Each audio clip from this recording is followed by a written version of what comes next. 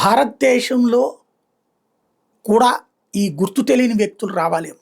ఇంతమంది దేశద్రోహుల ఓ సిమ్రాన్ సిరాజ్ ఉదంతం చూస్తుంటే వణుకు పుడుతోంది. ఏకంగా దేశంలో ఉన్నటువంటి జనసమ్మర్థం ఎక్కువగా ఉండే ప్రాంతాల్లో, ముస్లిమేతరులు ఎక్కువగా ఉండే ప్రాంతాల్లో ప్రజల ప్రాణాలు తీసేయాలని అనుకున్నారట వీళ్ళు.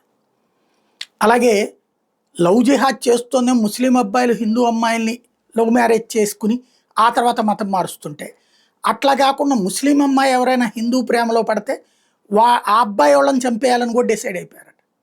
వీడు ఎంత ఉన్మాదిగా మారాడు, పోలీస్ కుటుంబం నుంచి వచ్చినటువంటి ఇంత నీచుడు ఈ దేశంలో ఎలాగ ఉన్నాడు అన్నటువంటి ఒక ఎత్తిట్టంటోళ్ళు బతికితే సమాజానికి ప్రమాదం. ఇది రెండవదైతే.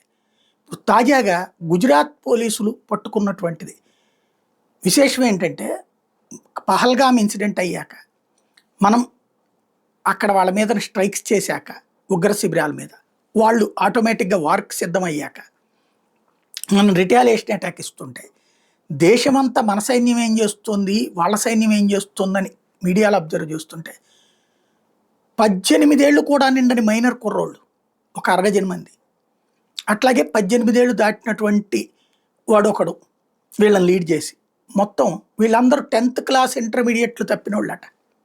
కానీ వీళ్ళకి సైబర్ నాలెడ్జ్ ఉంది.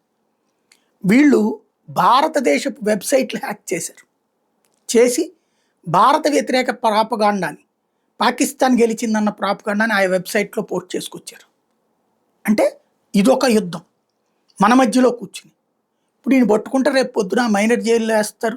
4 రోజులు పోయిన తర్వాత అడిగి పేరు మార్చి మళ్ళీ ఇంకో చోట రీలొకేషన్ పేరుతో వాళ్ళ కుటుంబానికి డబ్బులు ఇస్తారు. వాడు దర్జాగానే బతుకుతాడు. మళ్ళీ ఇంకో చోట తీవ్రవాదిగా ఉంటాడు.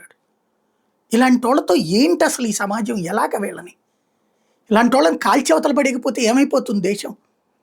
దేశద్రోహులు మన మధ్యలోనే తయారవుతున్నటువంటి వాళ్ళ పట్ల సీరియస్గా ఆలోచించాల్సిన సందర్భం.